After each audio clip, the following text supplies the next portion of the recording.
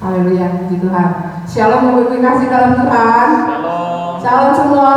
Shalom. Meskipun mungkin hari ini ibadah tutup tahun kita berada di rumah masing-masing, tapi saya percaya tidak mengurangi sukacita kita pada sore hari ini. Amin. Amin. Beberapa jam ke depan kita akan lewati tahun 2020. Meskipun kita mungkin banyak tantangan, banyak rintangan kita alami, tapi satu hal yang kita percaya bahwa Tuhan selalu beserta dengan kita. Dia adalah ya Allah Immanuel. Amin.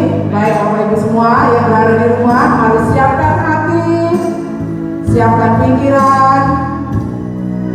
Mari duduk dengan tenang supaya kita bisa berdoa. Saudara mungkin bisa kumpul dengan keluarga di rumah pada malam hari ini dalam ibadah tutup tahun, bersyukur dengan keluarga bersama-sama kita mau beribadah. Mari semuanya saya undang untuk bangkit berdiri. Kita mau awali ibadah kita di dalam doa.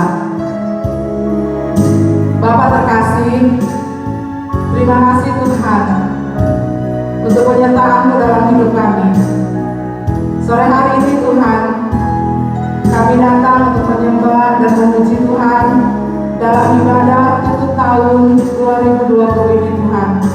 Sungguh kami merasakan Tuhan, Kau Allah kami yang setia, Kau Allah yang selalu menjaga, melindungi kami, memberikan kami kekuatan sehingga kami boleh ada di penghujung tahun ini Tuhan. Betapa kami rasakan kebaikan-Mu Tuhan, betapa kami rasakan Kau sungguh-sungguh ada bersama dengan kami. Wah Immanuel, Allah yang menyertai kami di dalam hidup kami Tuhan. Sore hari ini Tuhan, kami memuji Tuhan. Kami yang ada di gereja, bahkan saudara-saudara kami yang ada di rumah dan dimanapun mereka berada Tuhan, biarlah lawatan-Mu turun atas setiap kami, setiap jemaat Tuhan yang memuji Tuhan, yang berdoa kepada Engkau malam hari ini Tuhan.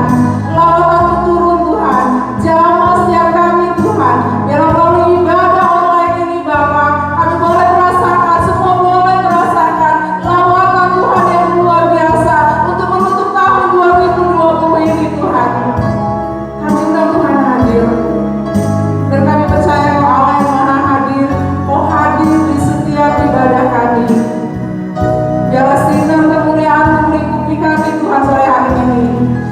Terima kasih Tuhan Yesus, terima kasih Tuhan. Di dalam nama-Mu kami berdoa, kami siap untuk memuji Tuhan.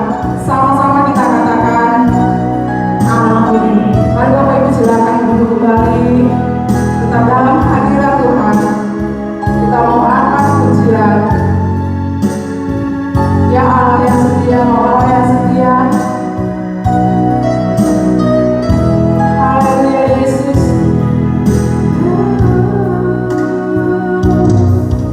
Kau Allah yang setia, Bapa yang mulia, Bapa yang mulia.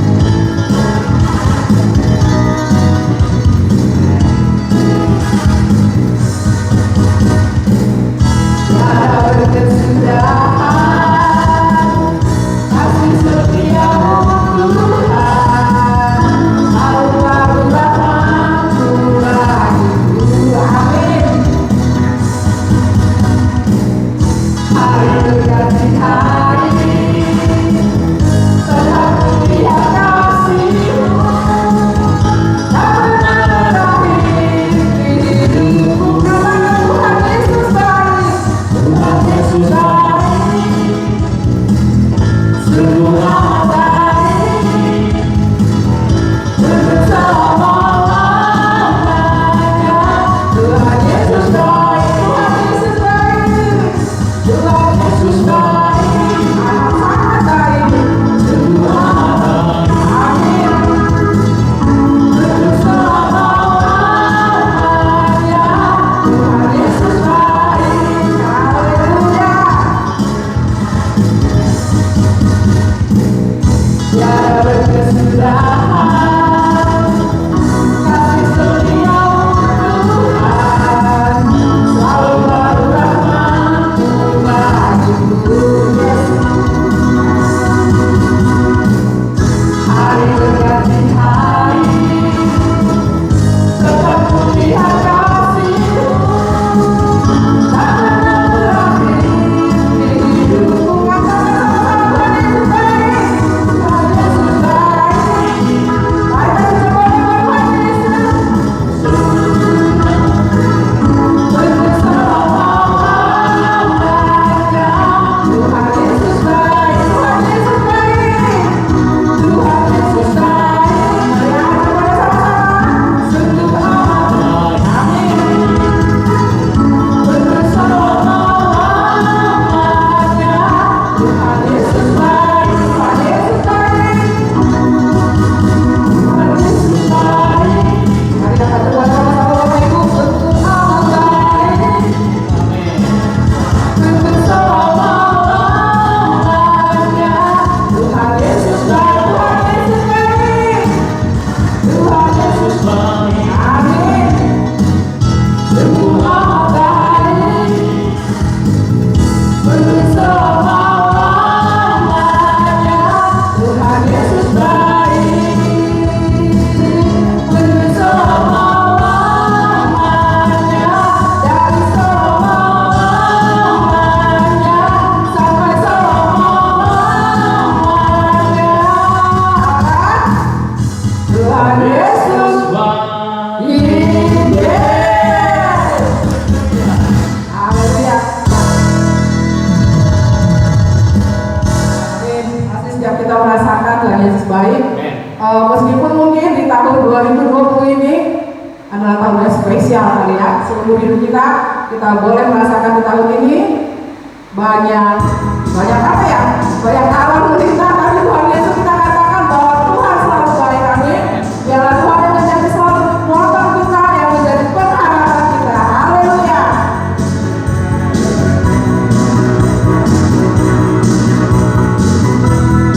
Tuhan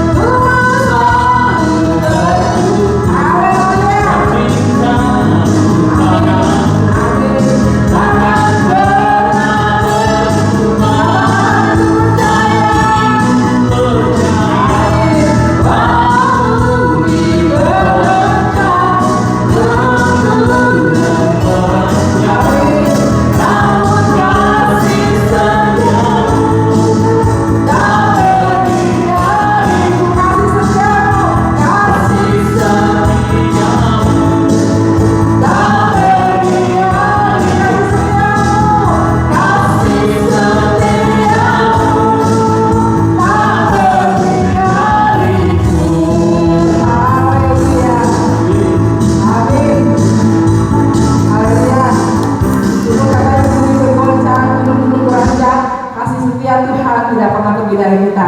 Amin Bapak Ibu. Mari kembali saya undang untuk duduk kembali. Saatnya kita akan mendengarkan firman Tuhan. Kalau bagi saudara ingin memberikan persembahan, saudara boleh kumpulkan dan berikan kepada ketua konser di tempat saudara tinggal, atau saudara boleh transfer, atau juga saudara boleh antarkan ke gereja. Layaklah pada akhir tahun ini kita memberikan persembahan yang terbaik untuk Tuhan. Amin Bapak Ibu. Baik, kita saat ini kita akan mendengarkan firman Tuhan. Kita tahu bahwa jalan Tuhan memang tidak bisa kita selami. Rencana Tuhan kita tidak tahu. Tapi satu hal yang kita percaya, bahwa Tuhan selalu menyertai kita. Tidak ada rencana Tuhan yang gagal bagi kita. Haleluya Yesus. Mari saudara, kita renungkan sepanjang tahun ini. Adakah hati kita sungguh-sungguh mencintai Tuhan? Adakah Tuhan semakin bertambah dan besar di dalam hidup kita? Apakah kita sungguh-sungguh mengandalkan Dia di dalam kehidupan kita? Mari saudara refleksi diri saudara, renungkan setiap penyertaan Tuhan di dalam kehidupan kita.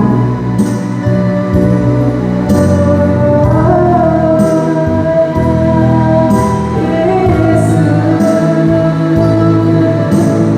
Tuhan.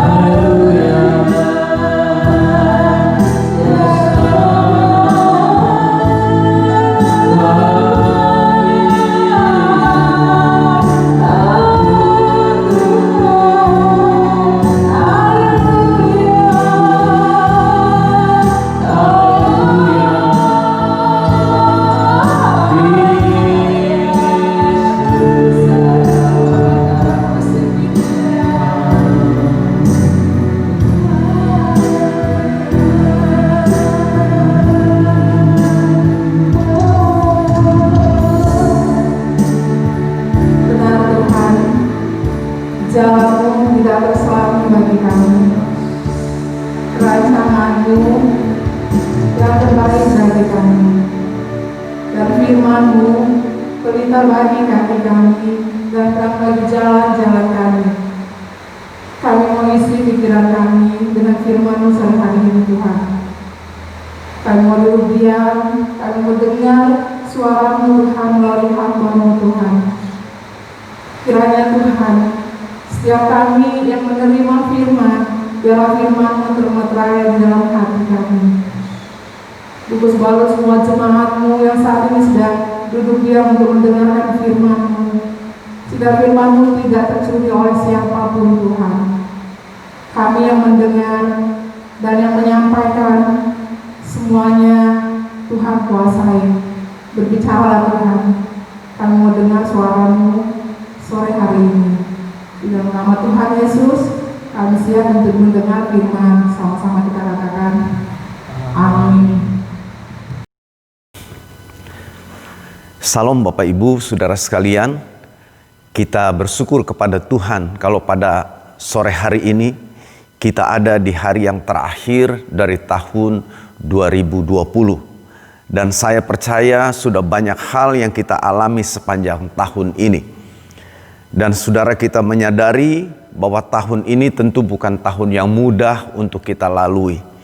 Tapi sebagaimana waktu Natal saya sampaikan firman Tuhan, bahwa saudara, sekalipun penuh dengan segala macam persoalan, penuh dengan segala macam tantangan, tapi kita tahu ada Tuhan yang menyertai kita. Jadi saudara, kalau sampai hari ini kita ada dan kita sampai di ujung akhir tahun ini, maka saya tahu itu bukan karena kita hebat, bukan karena kita kuat, tapi karena Dia yang menyertai kita. Nah, itu sebabnya saudara, di akhir tahun ini saya ingin ajak saudara untuk kembali merenungkan bagaimana penyertaan Tuhan. Apa yang harus kita ingat, apa yang harus kita perhatikan.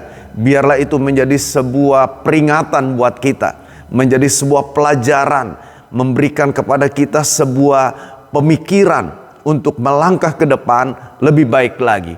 Kita mau jadikan apa yang sudah berlalu ini menjadi satu pengalaman yang nyata. Bahwa saudara, ada hal-hal yang harus kita perhatikan. Ada hal-hal yang benar-benar harus kita renungkan. Nah, saudara-saudara, saya ingin membacakan kebenaran firman Tuhan dari kitab 1 Samuel pasal yang ke-7 ayat yang ke-12. Kitab 1 Samuel pasal yang ke-7 ayat yang ke-12 berkata demikian.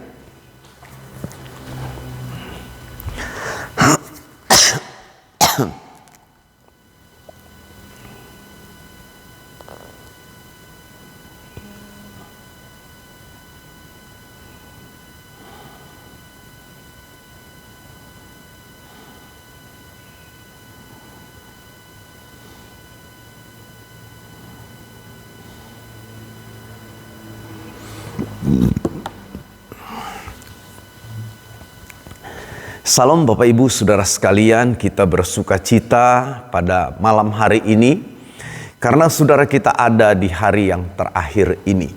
Dan saya percaya saudara, ketika kita ada di hari ini, itu semua adalah sebagai bukti bahwa penyertaan Tuhan, kasih Tuhan itu ada pada kita. Nah, itu sebabnya saat ini kita akan bersyukur kepada Dia. Kita memuliakan Dia, menaikkan ucapan syukur kita karena kita sadar kita ada sampai hari ini karena pertolongan Tuhan, karena penyertaan Tuhan dalam hidup kita. Saudara-saudara, kita semua mengerti tahun 2020 bukan tahun yang gampang, bukan tahun yang mudah untuk kita jalani. Kita mengalami banyak pergumulan, banyak persoalan, saudara.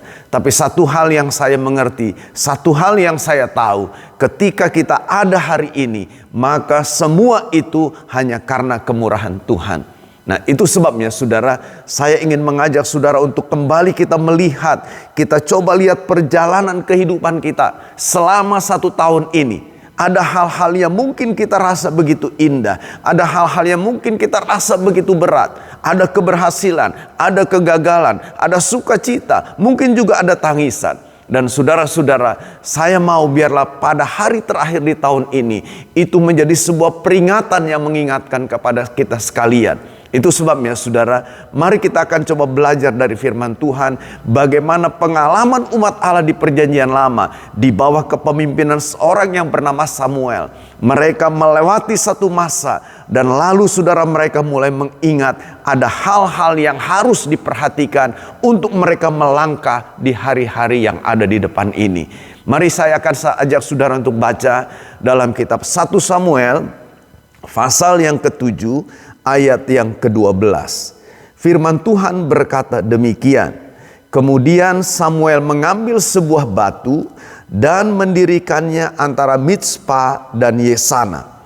Ia menamainya Ebenezer, katanya, sampai di sini Tuhan menolong kita.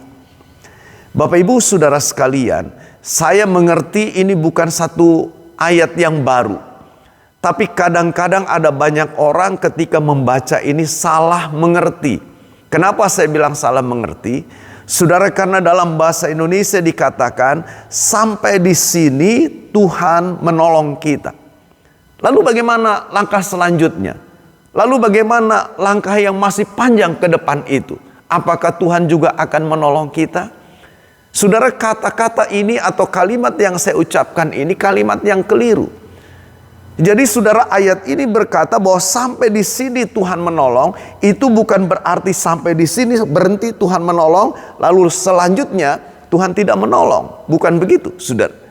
Tapi artinya kalau sampai di titik itu, sampai di tempat itu, mereka berkemenangan, itu karena pertolongan Tuhan. Dan lalu saudara di sana dibilang Samuel mendirikan sebuah tugu, menempatkan sebuah batu sebagai sebuah peringatan. Nah, artinya saudara lihat, disitulah sampai di situ saudara, Tuhan begitu melakukan perkara-perkara yang luar biasa. Lalu Samuel mengajak untuk umat itu ingat. Supaya umat itu ingat, Samuel meletakkan sebuah batu dan dikasih nama batu itu Ebenezer, yang artinya dibilang sampai di sini Tuhan menolong. Nah, jadi Bapak Ibu Saudara sekalian, Samuel mendirikan batu itu yang dinamai Ebenezer. Batu itu bukan untuk disembah, bukan. Tetapi saudara, batu itu didirikan oleh Samuel sebagai sebuah pengingat, baik bagi generasi yang mengalaminya maupun bagi generasi sesudahnya. Sehingga ketika orang melihat batu itu, ketika anak-anak mereka melihat batu itu, mungkin mereka akan bertanya, ini batu itu apa sih artinya? Kok ada tulisan Ebenezer? Apa maksudnya ini? Nah, saudara, lewat itu diceritakanlah apa yang terjadi itu.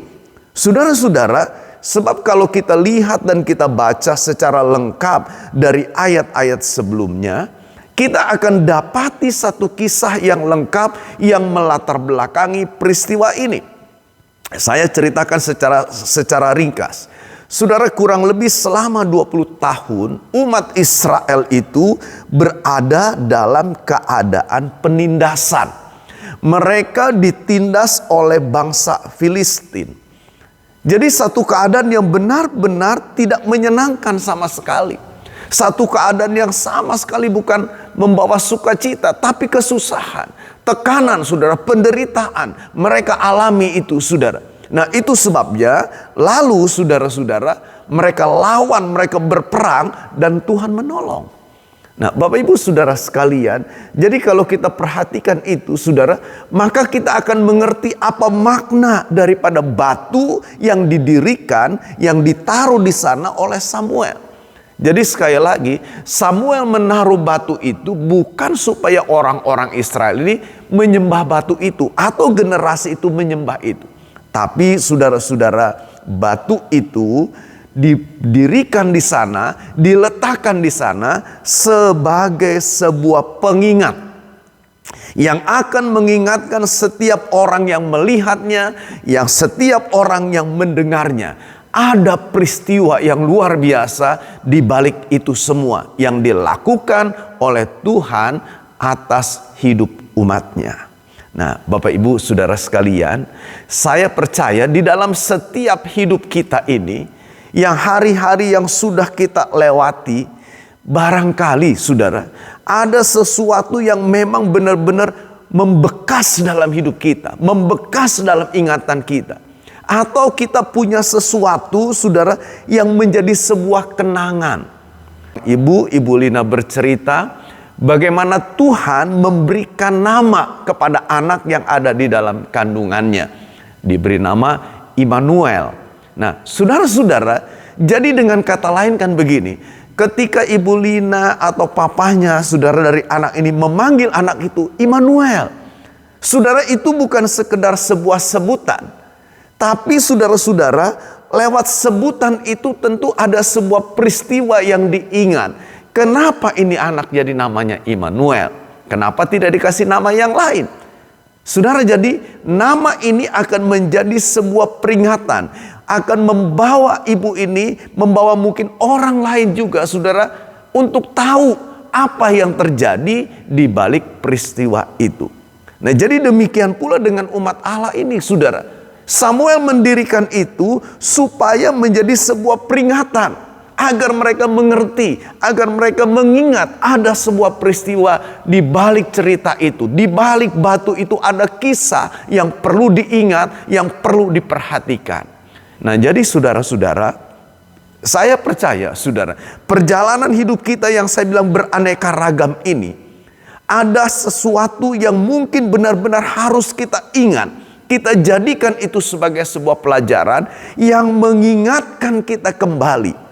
Kalau itu halnya membuat kita gagal, membuat kita jauh, membuat kita hancur, kita ingat itu saudara. Ya jangan diulang lagi begitu kan. Tapi kalau itu sesuatu yang bisa membangkitkan semangat, kekuatan, mari terus saudara kita lakukan dan terus kita bergantung penuh.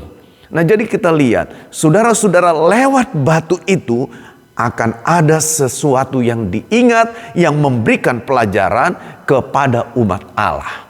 Saya ingin menyampaikan paling tidak ada 3 hal yang diingat. Ada 3 hal saudara yang harusnya diingat lewat batu Ebenezer itu. Apa saja itu saudara? Yang pertama, saudara-saudara, yang harus mereka ingat, yang harus diingat oleh umat Tuhan, yaitu pertama, ketika mereka meninggalkan Tuhan, maka akan datang malapetaka. Dengar baik-baik nih sudah. Jadi dibilang ketika mereka meninggalkan Tuhan, ketika mereka jauh dari Tuhan, ketika mereka mengabaikan Tuhan, yang akan mereka alami, yang akan terjadi di dalam kehidupan mereka adalah kesusahan, adalah malapetaka, adalah pergumulan-pergumulan itu. Kalau kita lihat ayat yang kedua, saya ingin bacakan ayat yang kedua. Dalam 1 Samuel pasal yang ke-7, ayat yang kedua berkata begini.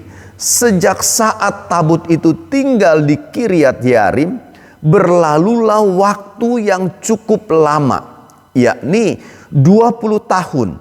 Dan seluruh kaum Israel mengeluh kepada Tuhan. Coba saudara perhatikan ayat ini. Jadi dikatakan di sana tabut Allah itu ada di Kiryat Yearim. Dan setelah itu saudara berlalu satu waktu yang cukup panjang, 20 tahun. Artinya saudara tahu, orang-orang Israel, umat Allah ini selama 20 tahun itu mereka mengabaikan. Tidak lagi peduli dengan tabut Allah. Tidak lagi memperhatikan tabut Allah. Tidak lagi memperlakukan tabut Allah ini sebagaimana mestinya. Saudara-saudara tahu, ini menunjukkan kepada kita, selama 20 tahun itu, umat Allah itu benar-benar jauh dari Allah. Benar-benar terhilang. Dan apa yang terjadi, saudara? Dibilang di sana, mereka mengeluh. Saudara bisa bayangkan. 20 tahun mengeluh, artinya 20 tahun berada dalam sebuah penderitaan. Berada dalam sebuah malapetaka. Kenapa kok bisa seperti itu? Jawabnya sederhana, karena mereka meninggalkan Tuhan. Karena mereka tidak peduli lagi dengan Tuhan. Nah, saudara-saudara, di sini kita melihat bagaimana ketika kita jauh dari Tuhan, maka bukan kesenangan, bukan kesukaan yang kita terima, bukan kebahagiaan yang kita alami, tapi justru saudara, keluhan demi keluhan karena penderitaan yang berat yang kita alami. Bapak Ibu saudara sekalian, saya tidak tahu apa yang saudara alami, tapi saya tahu saudara ada sesuatu yang bisa membuat kita mengeluh. Ada sesuatu yang mungkin kita alami begitu berat, begitu susah rasanya. Kenapa ya begitu? Saudara-saudara dengar saya baik-baik.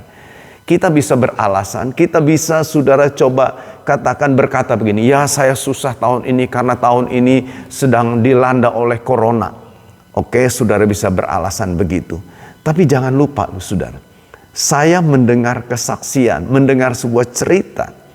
Bagaimana justru di tengah-tengah situasi seperti ini, saudara, orang ini berkata, bagi saya tahun ini menjadi tahun yang diberkati.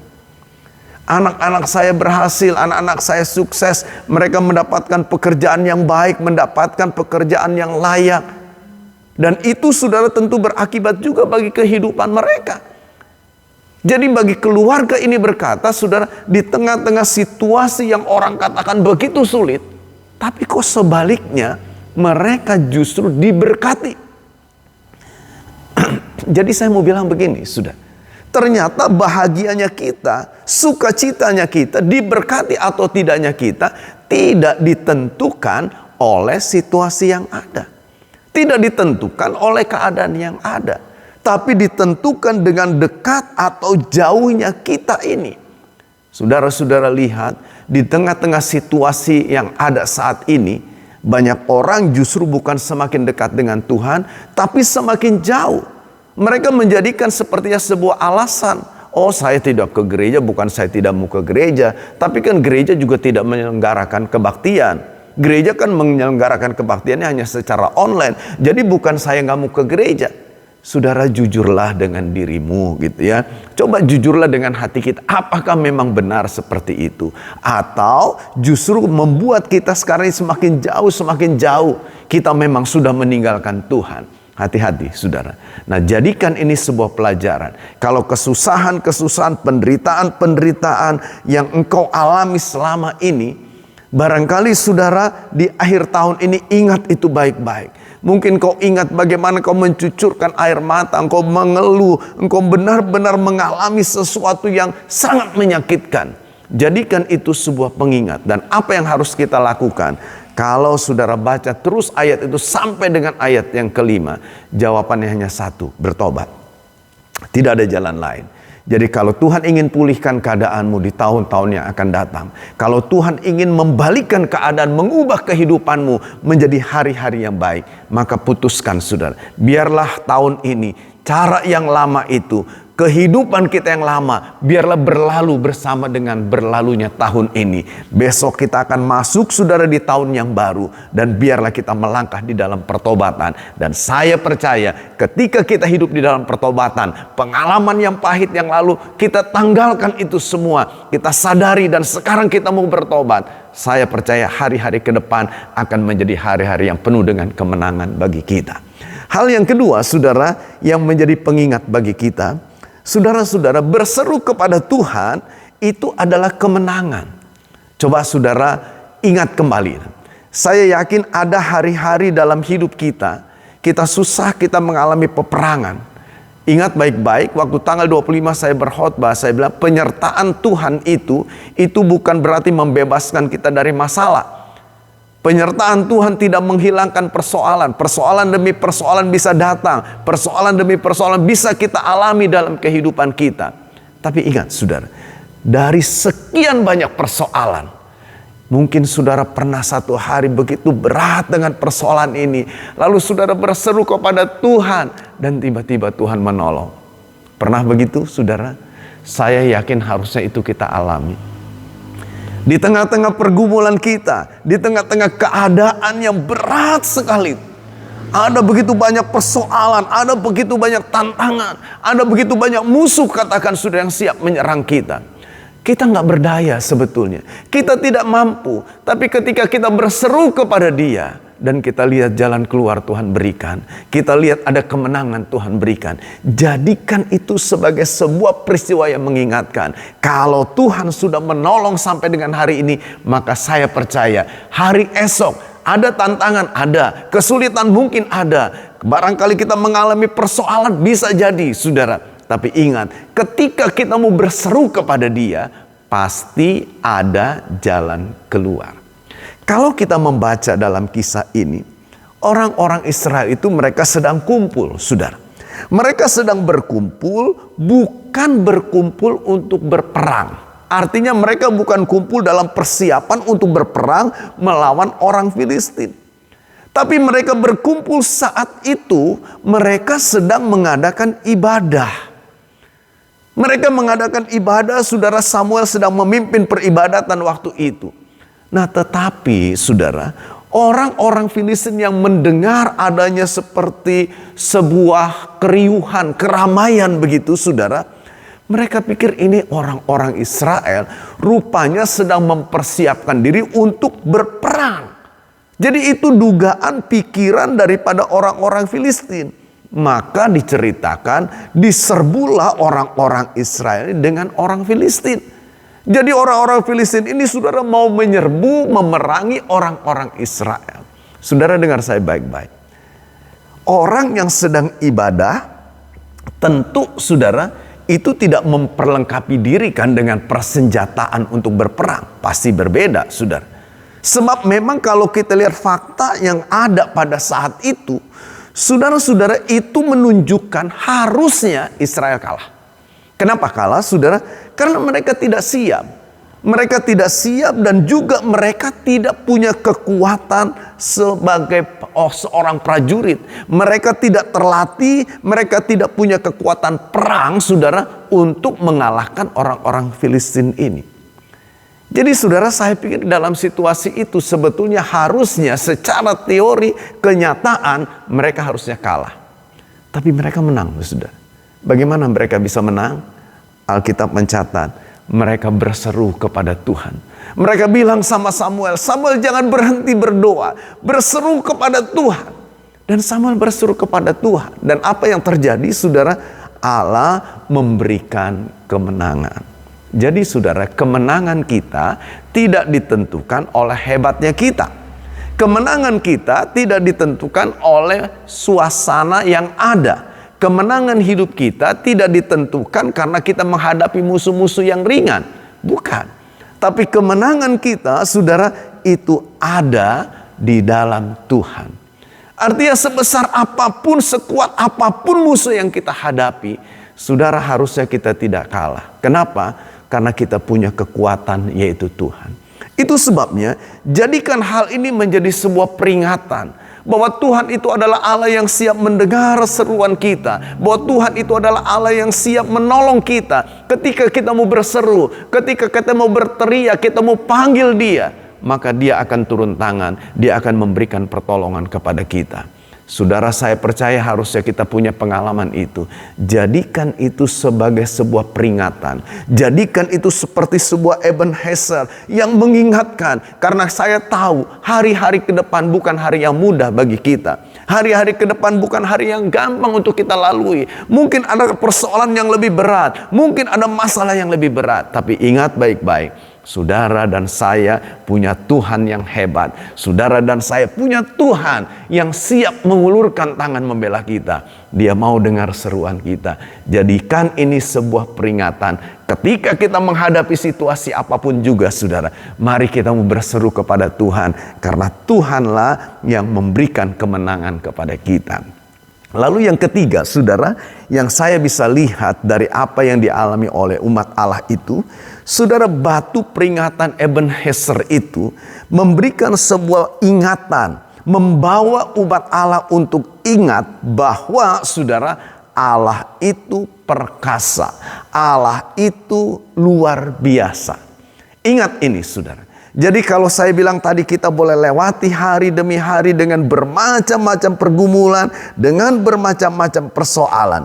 Saudara jangan lupa, kalau hari ini kita ada, apa karena kita hebat? Bukan.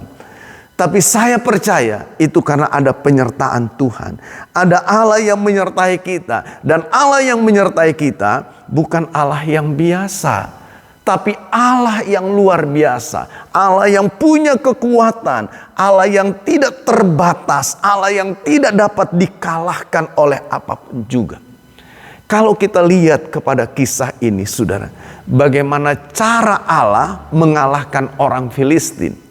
Saudara, ketika orang Filistin itu mulai menyerbu orang Israel. Saya bilang tadi kan orang Israel itu gak siap. Jadi secara kenyataan, secara fisik, fakta yang ada di lapangan itu, mereka pasti kalah. Orang Filistin mereka sudah siap berperang dengan segala perlengkapan senjata yang ada pada mereka. Tapi sementara orang Israel tidak siap karena mereka sedang beribadah. Lalu orang-orang Filistin menyerbu mereka, menyerang mereka. Apa yang Tuhan lakukan? Saudara-saudara, Tuhan hanya mengguntur, dibilang. Ada sebuah petir, ada sebuah kilat yang begitu dahsyat, saudara, yang menggegar di udara. Dan saudara tahu, itu membuat orang Filistin lari kocar-kacir, saudara. Kesana kemari mereka lari dan mereka dikalahkan. Akhirnya orang-orang Israel melihat mereka lari, keluarlah orang-orang Israel mulai menyerang mereka, mengejar mereka, menjarah mereka sekalian. Jadi saudara-saudara lihat, Tuhan yang saudara dan saya sembah ini bukan Tuhan-Tuhanan, bukan Tuhan biasa. Tapi Dia Allah yang perkasa, Dia Allah yang luar biasa. Dan Dia adalah Allah yang benar-benar saudara tidak ada tandingnya, tidak ada batasannya. Saudara-saudara, itu Tuhan yang saudara punya. Saya tahu saudara, di hari-hari ini mungkin saudara kita mengalami hal-hal yang begitu berat. Ada orang-orang yang kena penyakit. Ada orang-orang yang kena PHK. Ada orang-orang yang mengalami kegagalan, kehancuran, macam-macam persoalan saudara. Saudara-saudara tahukah bahwa saudara dan saya punya Tuhan yang hebat, Tuhan yang besar. Jadi mari kita mau kuatkan hati kita. Kita mau kuatkan iman kita dan kita mau terus bergantung kepada Dia. Coba saudara ingat kembali. Mungkin ada satu momen, ada satu peristiwa di mana saudara benar-benar sudah tidak berdaya lagi. Tapi kita boleh melihat kepada Allah. Lalu Allah melakukan sesuatu yang luar biasa dalam hidup kita. Jadikan itu sebuah peringatan buat kita. Bahwa Dia Allah yang tidak berubah. Kalau dulu Dia menolong kita, Dia membela kita, Dia memberikan kemenangan kepada kita, maka kita harus percaya besok, lusa, dan seterusnya sepanjang tahun yang akan kita masuki, saudara, saya percaya Allah tetap sama. Dan Allah yang sama itu, yang perkasa, yang luar biasa, Dia adalah Allah yang menyertai saudara. Dia adalah Allah yang akan berjalan bersama-sama dengan kita. Dan saya tahu ketika Allah bersama dengan kita, Paulus berkata, siapa yang dapat melawan kita? Ketika Allah ada bersama-sama dengan kita, hanya ada satu kata yang akan kita alami, yaitu kemenangan. Jadi saudara-saudara, mari, biarlah pada saat ini kita mau bersyukur kepada Tuhan yang sudah menunjukkan kasih setia yang begitu besar. Jadikan hal-hal yang sudah kita alami sebagai sebuah peringatan yang mengingatkan kita. Mungkin kita susah, kita gagal. Oh, ternyata saya jauh. Selama ini saya tinggalkan Tuhan. Selama ini saya jauh dari Tuhan. Jadi hidup saya susah seperti ini. Sadari dan bertobat cepat, saudara. Dan yang kedua, kita belajar tadi, saudara. Apapun situasi hidup ini, ketika kita mau berseru, Tuhan mau mendengar dan menolong. Yang ketiga, ingat baik-baik. Saudara dan saya punya Tuhan yang hebat, Tuhan yang luar biasa, Tuhan yang perkasa. Itu sebabnya saya percaya ketika kita ingat akan hal ini, kita akan melangkah memasuki tahun yang baru dengan pasti. Kita yakin ada Tuhan beserta dengan kita. Tuhan Yesus berkati kita semua. Amin. Amin. Bapak Ibu saudara sekalian, sebelum kita berdoa, saudara, saya mau ingatkan kembali kepada saudara, nanti hari Minggu kita akan ada ibadah saudara di gereja. Dan saudara-saudara, ibadah itu merupakan ibadah yang pertama kita lakukan di tahun yang baru. Dan akan disertai dengan perjamuan kudus. Ya. Jadi saudara-saudara, ingat baik-baik, nanti saudara perhatikan pengumuman lebih lanjut di grup WA GBI ya. Saudara, saya berharap saudara perhatikan ya, sehingga kita bisa tahu info-info yang ada ya. Baik saudara, mari sekarang kita mau berdoa. Kita semua bangkit berdiri. Saudara yang ada di rumah, mungkin saudara bersama dengan keluarga bisa bergandengan tangan, mungkin membentuk sebuah lingkaran, suami dengan istri, dengan anak-anak semua. Naikkan doa kepada Tuhan sebagai ucapan syukur. Dan setelah itu mungkin saudara punya kerinduan, ada harapan-harapan saudara, ada resolusi yang ingin saudara capai di tahun 2021. Mari naikkan itu kepada Tuhan, sehati bersama dengan keluarga. Mari saudara. Haleluya, sembah Dia. Haleluya, haleluya. Haleluya Yesus, haleluya. Haleluya, haleluya. Haleluya Yesus, haleluya. Tuhan, kami bersyukur. Kami sungguh bersyukur kepadamu. Kalau pada hari ini Tuhan, kami boleh sampai di hari yang terakhir ini. Kami sadar itu bukan karena kami kuat. Kami sadar bukan karena kami hebat. Tapi karena ada Tuhan yang menyertai kami. Ada Tuhan yang senantiasa bersama kami, menolong kami melangkah di dalam kehidupan kami. Terima kasih Tuhan. Itu sebabnya kami semua bersama dengan keluarga kami, malam ini kami menaikkan rasa syukur kami kepada Tuhan. Kami naikkan pujian kami naikkan penyembahan kami. Sungguh luar biasa apa yang sudah Tuhan buat, apa yang sudah Tuhan lakukan bagi kami. Begitu dahsyat, begitu luar biasa. Terima kasih Bapa, dari hati yang paling dalam ini kami naikkan ucapan terima kasih kami. Kami naikkan terima kasih kami kepada Tuhan, rasa syukur kami. Karena sungguh Engkau begitu luar biasa ya Tuhan. Terima kasih Bapa.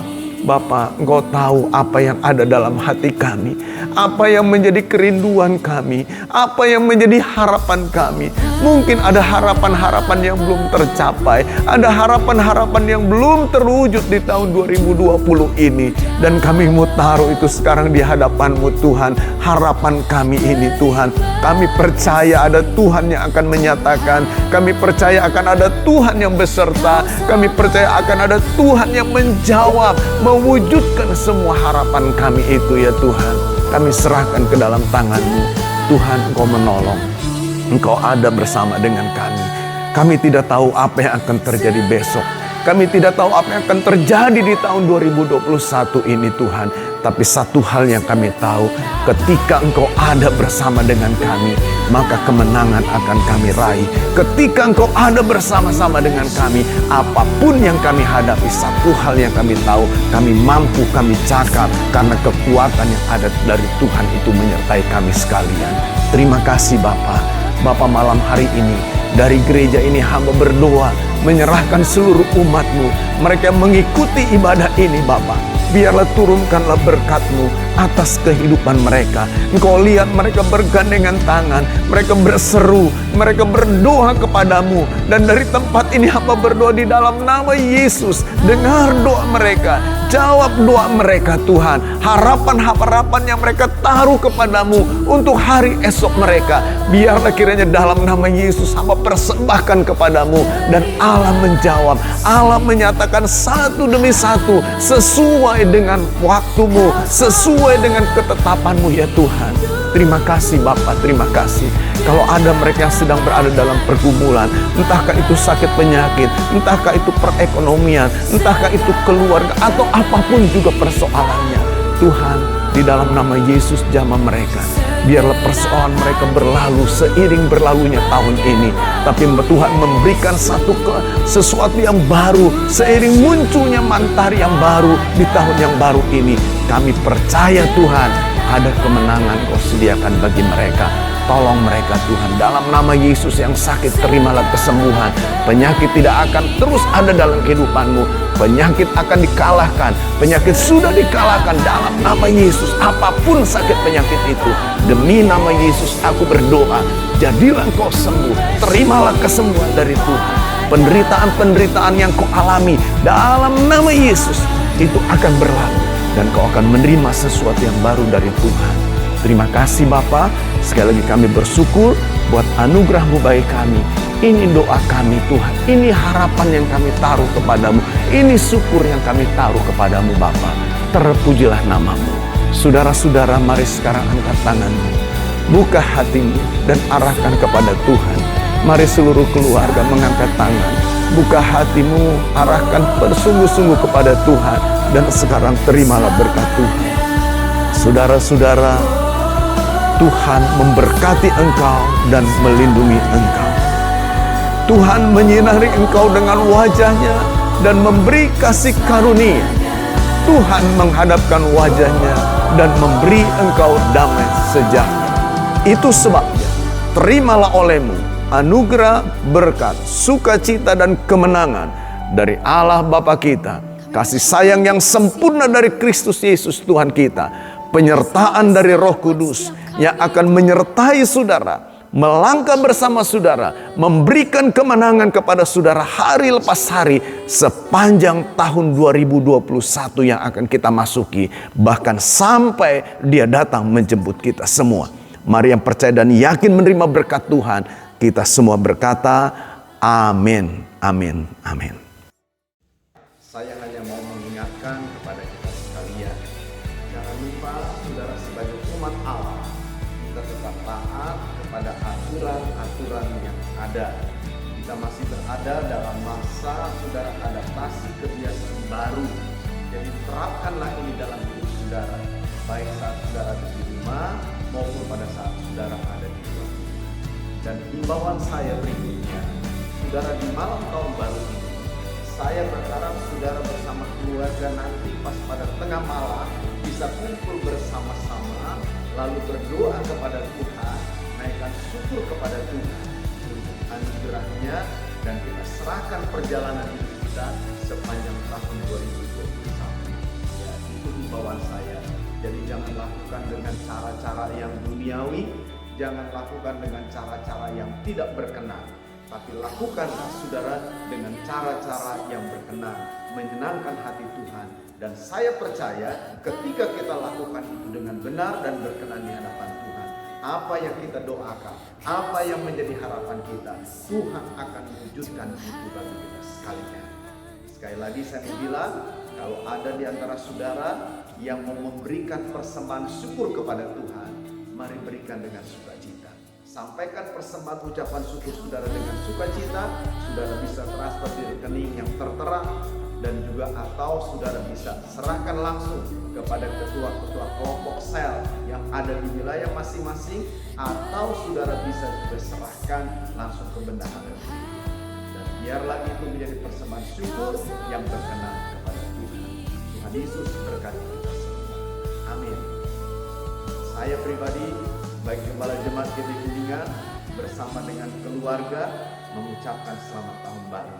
Bersama dengan Tuhan, kita akan melangkah di dalam tahun yang baru dan kita akan menang. Amin.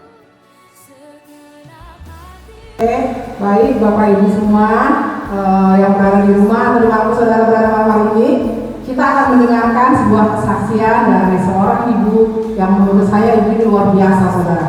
Begitu kemarin di gereja diumumkan di tutup tahun, siapa yang mau kesaksian segera hubungi di Bu Esther atau Pak Gembala. Dia cepat-cepat hubungi saya, dia langsung WA saya. Saya baru sampai di rumah, dia udah WA saya. Saya harus nyampein ini Bu, begini-begini bla bla bla bla bla. Saya pikir ibu ini antusias sekali, dan saya percaya bahwa kesaksian beliau malam hari ini sangat-sangat memberkati kita. Saya percaya, sangat-sangat percaya, karena ibu ini benar-benar saya tahu dia sangat mencintai Tuhan. Nah, mari kita dengar kesaksian Ibu Lina Pandianan dari Purwasari. Mari Bapak Ibu kita dengarkan bersama-sama.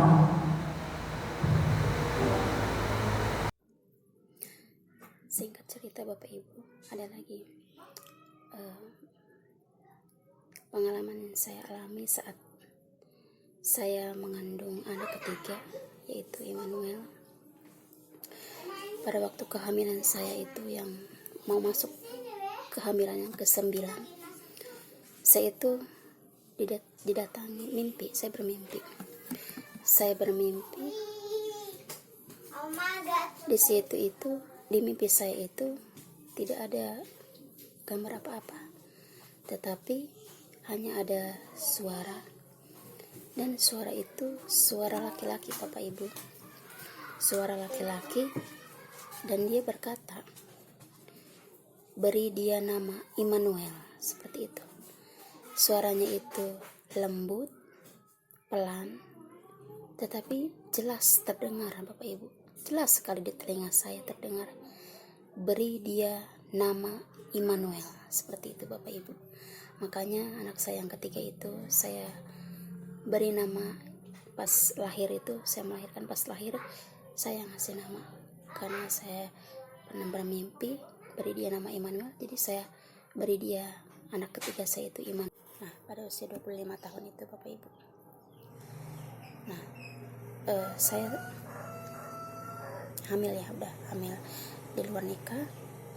Pada waktu itu umur saya 25 tahun, dimulai kehamilan saya juga tidak tahu kalau saya itu hamil Bapak Ibu ya. Saya tahu dari teman saya waktu itu. Nah, setelah saya jalani dengan mama saya waktu itu, saya tidak melakukan dosa pun mama saya sudah memukuli saya, sudah mencambuk saya, apalagi saya melakukan dosa seperti itu Bapak Ibu ya. Saya melakukan dosa perzinahan gitu kan, saya sampai hamil di luar nikah gitu kan. Aduh, itu mulutnya mama saya itu seperti petasan Bapak Ibu, pagi siang sore malam ngomongin saya terus, sampai ke semua orang, sampai ke mana-mana ngomongin saya, sampai saya tidak kuat mendengarnya Bapak Ibu. Saya tidak kuat. Saya ini pikiran saya itu sudah sudah penuh, mumet gitu Bapak Ibu. Lalu saya sampai kabur-kaburan dari rumah gitu kan. Saya kabur-kaburan ke Jakarta kan, mencari Bapak Charles ini dulu. Pak Charles ini dulu bukannya nggak mau bertanggung jawab, mungkin dia karena saya muslim gitu kan, mungkin keluarganya tidak kurang setuju gitu karena saya muslim. Jadi kehamilan saya itu makin besar ya Bapak, 3 bulan ya usianya, 3 bulan. Pada waktu saya usia kandungan saya itu kurang lebih 3 bulannya, mau 3 bulan, saya bermimpi Bapak Ibu. Saya kan sudah stres ya, sudah rumet pikiran saya. Saya tidak ingat berdoa Bapak Ibu. Nah, saya kan masih muslim dulu. Nah, saya itu tiba-tiba didatangkan mimpi. Dan mimpi saya itu jadi saya berdiri di sungai yang besar, yang airnya itu keruh sekali, keruh dan bergejolak gitu Bapak Ibu, seperti kalau habis hujan itu kan air suka bergemuruh gitu ya, dan airnya itu kotor, keruh. Dan saya berdiri di tepi sungai itu. Saya berdiri di tepi sungai dan ada satu perempuan, tapi saya tidak kenal itu siapa karena wajahnya itu tidak diperlihatkan. Tetapi si perempuan ini berkata kepada saya, katanya, kamu pasti bisa menyeberangi sungai itu. Terus saya bicara kepada dia, bagaimana saya bisa menyeberangi sungai yang besar itu?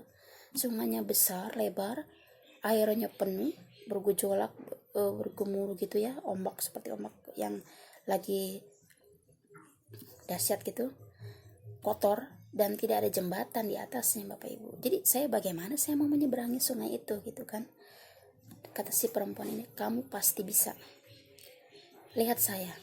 Seperti itu Bapak Ibu. Setelah saya nengok ke teman saya ini, saya nggak tahu itu siapa. Udah masuk ke dalam air. Lalu langsung menyeberang dan langsung sampai di seberang sungai. Dan dia memanggil saya, kamu pasti bisa menyeberangi sungai ini. Lalu saya dengan antara percaya dan tidak percaya, saya bisa. Tapi saya melakukan. Jadi pas saya melihatmu, saya pikir saya akan hanyut gitu ya ke bawah air. Tapi saya lakukan saja. Walaupun saya tidak percaya, saya injakan dia ke air itu yang sedang bergemuruh itu.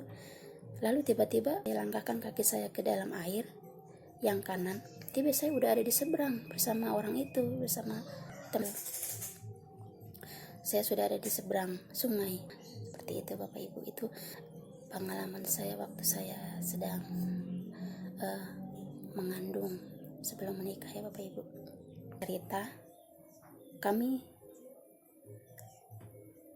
itu menikah pas saya sudah 8 bulan kandungan saya itu, kami baru mengadakan ya dibilang pernikahan, seperti ya pernikahan sih, Pak Ketib itu menikah, tapi karena saya udah hamil kan, jadi seperti pernikahannya itu seperti syukuran aja gitu, seperti syukuran. Saya pakai kerudung Bapak Ibu, sampai kerudung saya dandan sendiri, kerudung mama saya dan juga si Pak Charles ini, ya biasalah pernikahan orang Muslim.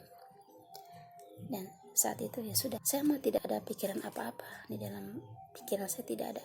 Saya tidak tahu apa-apa, saya tidak tahu tentang agama Kristen, saya tidak tahu tentang baca kitab, tidak tahu tentang tata cara beribadahnya orang Kristen. Saya tidak tahu apa-apa. Saya tahu itu saya mempunyai agama Muslim dan saya melakukan rutinitas membaca Al-Quran, sholat, puasa, seperti itu aja Bapak Ibu. Agama-agama yang lain saya tidak tahu gitu. Lalu pernah Pak Charles itu bilang sama saya sebelum kami sebelum melakukan pernikahan itu, mau nggak kamu jadi Kristen? Saya bilang tidak, agama Islam yang paling benar. Saya bilang waktu itu begitu Bapak Ibu. Singkat cerita, saya sudah menikah secara Muslim, walaupun itu menikahannya seperti syukuran gitu ya. Dahlah, saya nggak ngerti itu. Saya tidak ada pikiran apa-apa dan saya juga tidak ngerti itu bagaimana jadi seorang ibu nanti. Saya tidak tahu apa-apa. Jadi saya melakukan aja gitu. Setelah saya menikah Muslim, kami ke Jakarta kan, yang ngontrak gitu Bapak Ibu. Kami ngontrak ke Jakarta, dan Pak Charles ini kan di Jakarta punya bengkel servis elektronik gitu kan. Kami ngontrak juga gitu, ngontrak bengkel dan ngontrak untuk tempat tinggal kami. Pada saat itu saya sedang mengandung itu, si Karlin sudah tidak ada apa-apa ya, melahirkan itu seperti itu. Saya juga belum pernah ke gereja, belum pernah baca Alkitab, belum tahu apa-apa tentang Kristen, belum tahu. Setelah itu saya itu kayak terjadi sesuatu di dalam hati saya, seperti bergejolak tiba-tiba Bapak Ibu. Saya tidak mengerti apa itu. Ini hati saya itu tiba-tiba bergejolak gitu. Lalu pikiran saya tiba-tiba kayak berputar-putar, kayak banyak pertanyaan tiba-tiba dalam pikiran saya itu. Apa benar? Saya tiba-tiba berpikir, sebelumnya saya tidak pernah ingin orang Kristen, tidak ada cita ya, tidak tahu, tidak ada apa-apa, tidak tahu, pokoknya saya polos aja gitu. Lalu tiba-tiba saya bergejolak, bergumul, saya sendirian di tempat kontrakan. Tiba-tiba pikiran saya itu seperti ini Bapak Ibu. Saya berpikir, apa iya selama ini siapa yang menciptakan saya? Saya bilang begitu, saya bilang sama sendiri, siapa yang menciptakan saya selama ini? Apakah benar itu yang namanya Yesus? Saya bilang, apakah Allah yang agama saya yang selama ini saya anut seperti itu? Lalu saya berpikir sendiri, saya bertanya siapa sebenarnya. Lalu saya berdoa, tapi saya berdoa tidak lipat tangan tutup mata seperti sekarang gitu. Saya belum mengerti. Anehnya itu setiap saya berdoa, saya itu tidak pernah bilang Allah Bapak Ibu. Saya tidak pernah ya Allah minta apa gitu, tidak pada waktu itu anehnya. Padahal saya sebelumnya itu saya berdoa ya Allah gitu kan. Nah setelah itu saya berpikir sendiri. Saya berdoa aja, saya ngomong sendiri, saya ngomong buka mata gitu, ngomong sendiri Bapak Ibu. Saya bilang, Tuhan, sambil melek mata saya seperti ini, Tuhan, Tuhan, sebenarnya siapa yang menciptakan saya selama ini? Apakah benar Engkau, Yesus, yang sekarang saya dengar namanya, ataukah Allah, Tuhan yang selama ini saya anut? Seperti itu. Lalu sudah saya bicara seperti itu aja, saya sendiri bicara. Nah, setelah kurang lebih 3 hari ya Bapak Ibu, 3 hari.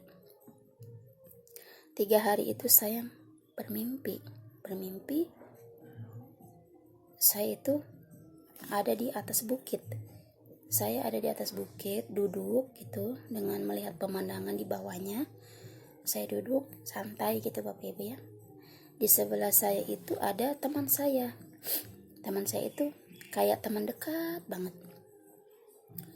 Tapi saya tidak tahu siapa dia. Tapi itu sangat akrab teman saya itu, perempuan. Tapi wajahnya tidak diperlihatkan dalam mimpi saya. Saya rasa itu teman saya itu dekat banget dengan saya, akrab gitu. Lalu si teman saya itu berkata pada saya, sebenarnya saya bingung dengan arah tujuan saya, kata teman saya itu. Saya ini bingung, hidup saya ini mau dibawa kemana. Saya bingung arah tujuan saya ini. Lalu saya berbicara kepada teman saya, kenapa kamu harus bingung? Saya tidak bingung. Saya sudah mempunyai Tuhan Yesus. Saya sudah percaya kepadanya. Padahal saya belum tahu apa-apa Bapak Ibu ya pada waktu itu. Tapi saya di dalam mimpi saya bicara seperti itu kepada dia. Saya tidak bingung hidup saya. Saya sudah mempunyai Tuhan Yesus. Saya sudah percaya kepada Tuhan Yesus. Lalu setelah saya bicara seperti itu kepada teman saya, tiba-tiba saya melihat langit. Saya melihat ke arah langit. Tiba-tiba ada itu yang dibilang Tuhan Yesus ya Bapak Ibu. Jadi Tuhan Yesus itu memakai mahkota duri sini Bapak Ibu, kepalanya. Lalu rambutnya sebahu ya, segini Bapak Ibu. Nah, coklat rambutnya itu, coklat terus agak sedikit bergelombang, agak sedikit ikal lah ya gitu, bergelombang. Lalu dia memakai jubah putih sampai ke kaki. Dia turun dari langit Bapak Ibu, sampai saya dicatat di Alkitab karena saya pernah dikasih Alkitab yang ya lembaran gitu oleh Bapak Rido pada waktu itu. Saya bermimpi saya digambarkan sama saya catat di Alkitab ya. Tuhan Yesus itu turun, di kanan kirinya itu ada awan-awan Bapak Ibu. Jadi kanan awan, kiri awan, tengah-tengahnya itu sosok Tuhan Yesus memakai jubah putih bermahkota duri, kanan kirinya ada awan. Nah, dan saya melihat wajahnya, tetapi tidak ada sinar-sinar gitu, tidak, cuman melihat wajahnya dari kejauhan sekitar jarak kurang lebih dari pandangan saya itu ke atas 3 meter lah gitu ya Bapak Ibu. Tidak terlalu dekat, tidak, agak 3 meteran ke atas itu. Tuhan itu berhenti pas 3 meter. Lalu saya berkata, saya menunjuk ke arah itu Tuhan Yesus. Itu Tuhan Yesus. 3 kali saya berkata seperti itu Bapak Ibu. Setelah saya bilang kepada teman saya tidak bingung, saya tidak ragu, saya mempunyai Tuhan Yesus. Pasal Yesus dari langit. Lalu saya nunjuk ke arahnya. Saya bilang, itu Tuhan Yesus, itu Tuhan Yesus, itu Tuhan Yesus. Sampai 3 kali seperti itu.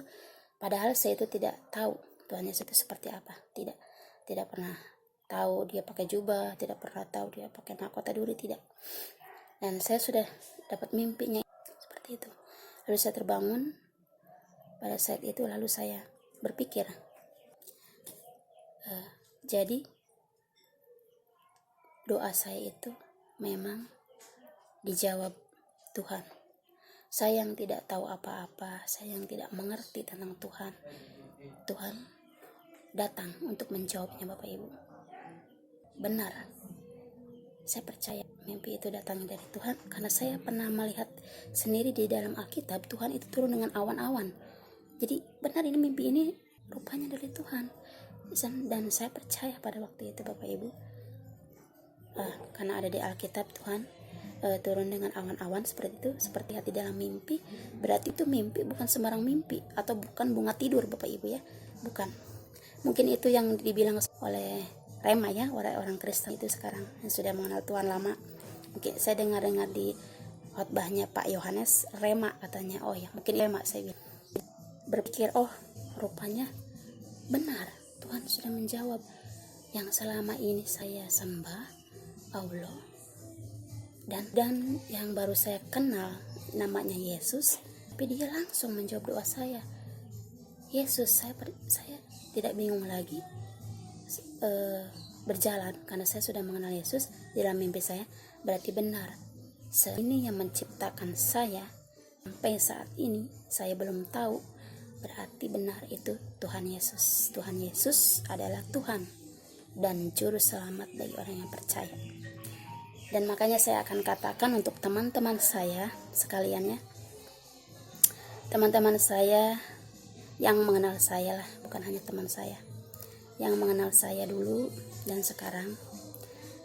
Ada juga sebagian teman saya yang sudah, mereka itu tinggal bersama orang Kristen, tetapi mereka itu masuk ke gereja, tetapi mereka belum percaya kepada Tuhan.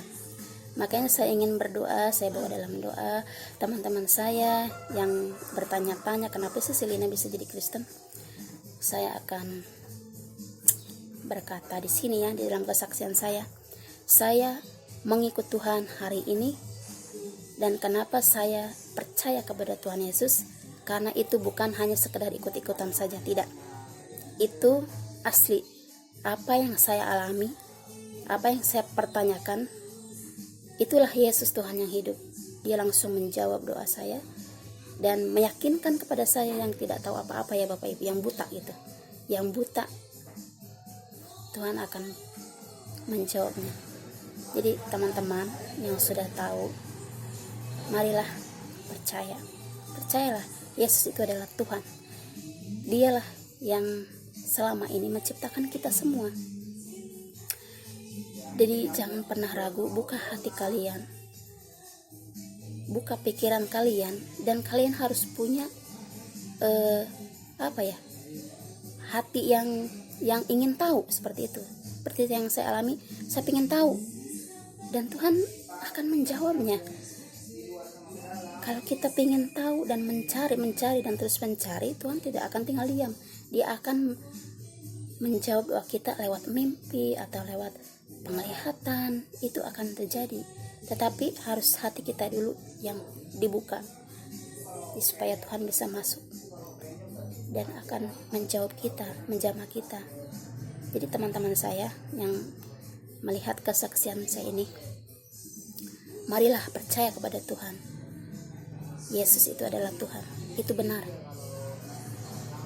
Apa yang saya alami itu benar. Jadi mimpi itu bukan sembarang mimpi ya teman-teman.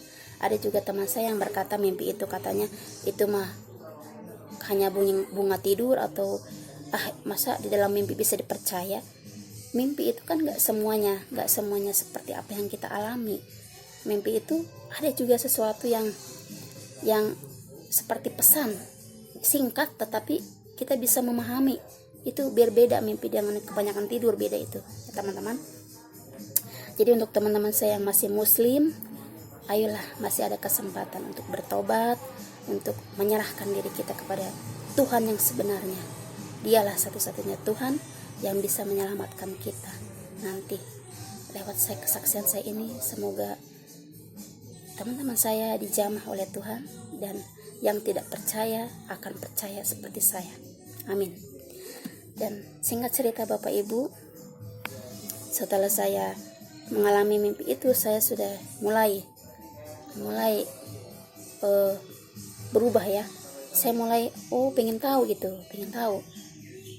Itu proses yang panjang Bapak Ibu ya.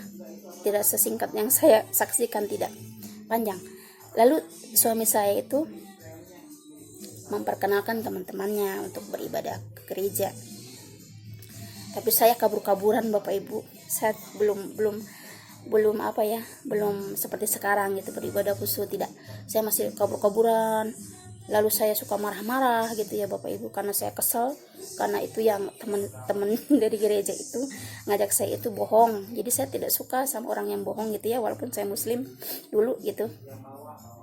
Jadi saya itu kesal pada waktu itu ya sama orang yang bohong itu. Jadi saya kabur marah-marah, saya pergi dari kumpulan mereka itu ya. Itu proses saya gitu ya, proses ya. Jadi saya sering lari-larian, kabur-kaburan. Saya punya Alkitab, saya tidak pernah baca gitu ya Bapak Ibu. Tidak seperti sekarang, tidak. Saya masih ya suka. Memang saya sudah tahu di dalam mimpi Ibu, tapi saya masih kabur-kaburan lah, belum benar beribadah kepada Tuhan. Lalu suami saya itu memperkenalkan tempat ibadah, yaitu GBI Mawar Saron pada waktu itu. GBI Mawar Saron. Kemudian saya dibawa ke sana, dibawa ke Mawar Saron ini. Entah kenapa ya, bukan karena gerejanya yang besar megah, enggak, bukan. Tetapi pas saya masuk pertama kali di Mawar Saron itu, saya merasakan aneh, damai. Saya kok beda ya? Saya bilang, kok saya kayak betah gitu ya di sini. Bukan karena gerejanya kecil atau besar, tidak. Tapi mungkin itu adalah tuntunan Tuhan mungkin Bapak Ibu ya. Jadi pas saya di Mawar Saron pertama kali ibadah, lalu saya merasakan kenyamanan. Saya mendengarkan khotbahnya Pak Gembala Pak Yakub Nahwai dan Pak Yohanes. Itu seperti ya kayak saya yang orang baru itu kayak nyambung, kayak ngerti. Padahal saya belum pernah melakukan ibadah Bapak Ibu, tetapi kayak nyambung di pikiran saya, kayak saya itu kayak mengerti gitu apa yang dia ceritakan. Lalu saya besok minggu ibadah lagi kata saya. Jadi saya terus saya ibadah. Kadang-kadang ibadahnya biasa malas-malasan. Kadang-kadang saya rajin tuh suam-suam kuku ya Bapak Ibu, suam-suam kuku. Lalu pada suatu hari suami saya nggak mau ibadah, ya udahlah saya yang ibadah, saya ibadah sendiri. Nah lalu ada yang berkata, orang-orang Batak, anaknya itu tuh bawa ke sekolah minggu. Saya nggak ngerti sekolah minggu itu apa. Pada waktu itu saya tidak ngerti sekolah minggu apa ya. Jadi saya cari tahu di gereja itu sekolah minggu apa. Oh rupanya anak-anak kecil yang sekolah gitu kan di bawah. Karena kan yang di Mawar Saron itu kan yang ibadah orang tua di atas, yang anak kecil itu di bawah Bapak Ibu, lantai bawah. Jadi saya berpikir sekolah minggu itu seperti itu. Jadi saya belajar mencari sendiri gitu Bapak Ibu. Nah sudah lama saya bertemu di Mawar Saron. Saya hamil kedua, Christine anak saya. Itu hamilnya parah, saya sampai kurus tinggal tulang saja gitu. Terus singkat cerita lagi, setelah saya ikut dalam ibadah di Mawar Saron itu agak sering-sering gitu ya, tapi tidak baca Alkitab Bapak Ibu, tidak. Saya belum rajin baca Alkitab, tidak, hanya ikut ibadah dan melihat gitu. Rasanya pokoknya saya rasanya nyaman aja gitu, nyaman, damai di hati gitu ya, dan nyambung di pikiran saya. Saya mengerti apa yang saya bilang, Pak Yakub bilang itu. Jadi saya besoknya lagi pengen datang lagi seperti itu. Walaupun saya kadang-kadang ya sendiri naik ojek gitu ya Bapak Ibu, tidak dengan suami. Ya seperti itu. Singkat cerita, saya sudah tuh ada pengumuman di GBI itu tentang pembaptisan selam gitu ya. Jadi Bapak Ibu katanya yang belum dibaptis, mari menyerahkan diri kepada Tuhan, katanya seperti itu ya, kata Pak Gembala. Ya sudah, saya pada waktu itu sama suami memutuskan, ayo ya kita dibaptis. Saya bilang, ya dibaptis selam. Pada itu saya memutuskan sama suami. Pembaptisan selam ini juga tidak mudah Bapak Ibu. Jadi yang saya lewati itu pada waktu itu kita sudah melakukan sebelum dibaptis itu. Nah sudah terlewat. Lalu pas mau dibaptisnya itu tiba-tiba kami udah siap mau ke Mawar Saron, udah siap pakai pakaian untuk pembaptisan gitu ya, pakai pakaian biasa lah rapi. Tiba-tiba hujan kencang Bapak Ibu, itu nggak gerimis dulu, langsung buar, hujan gede banget. hujan dengan petir, Bapak Ibu, jedar-jedar kan takut ya, takut kalau kita nggak punya iman. Mungkin pada waktu itu Tuhan sedang melihat iman saya, bisa nggak dia sudah mulai percaya, bisa nggak dia melakukannya untuk menyerahkan diri kepada saya. Mungkin seperti itu ya kalau kata bahasa manusianya. Lalu kami sudah berpakaian rapi, sudah pakai sepatu, tiba-tiba hujan gede dan petir jedar-jedar. Waduh, kata suami saya, bagaimana ini mah, kita harus ke gereja. Kebetulan pada waktu itu anak saya sudah dititipkan sama saudara dari suami saya ya, si Eda Jessica. Nah, jadi kami berdua, kata saya, maju terus walaupun hujan, saya bilang gitu ya.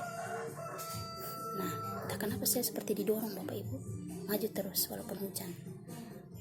Terus bagaimana caranya, kata suami saya, kita kan nggak punya jas hujan mah, tidak usah pakai jas hujan kalau nggak punya, kata saya.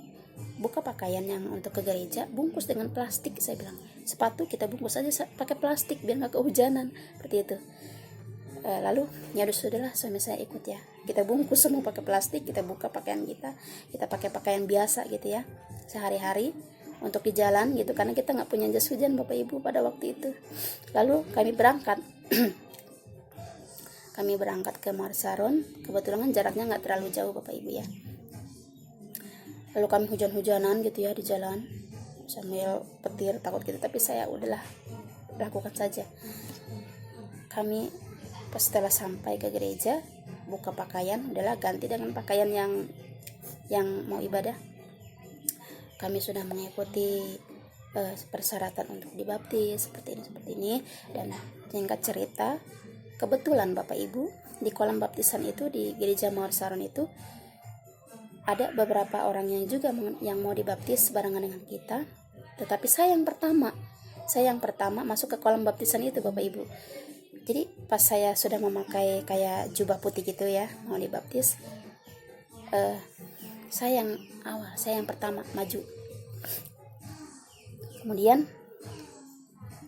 saya melangkah, itu kan di kolam baptisan saya melangkah gitu. Lalu setiap langkah saya itu saya berdoa, Bapak Ibu. Tak kenapa saya selalu berdoa ya.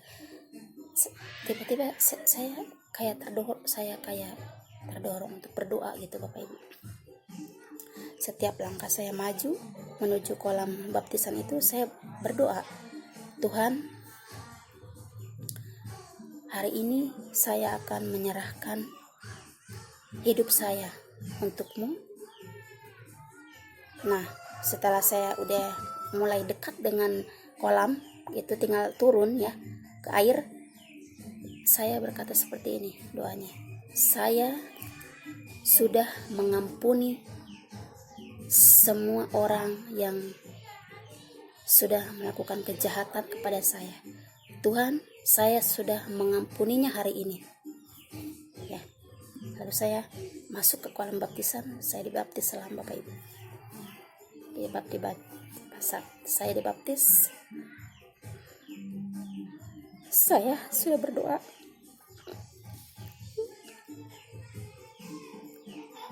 saya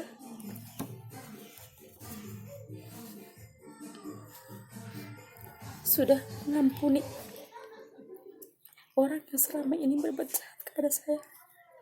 Seperti itu, Bapak Ibu, berdoa saya. Udah, setelah itu singkat cerita, ada kesempatan ini. Semoga kesaksian saya ini bisa memberkati kita semua yang sudah percaya kepada Tuhan Yesus maupun yang belum percaya kepada Tuhan Yesus.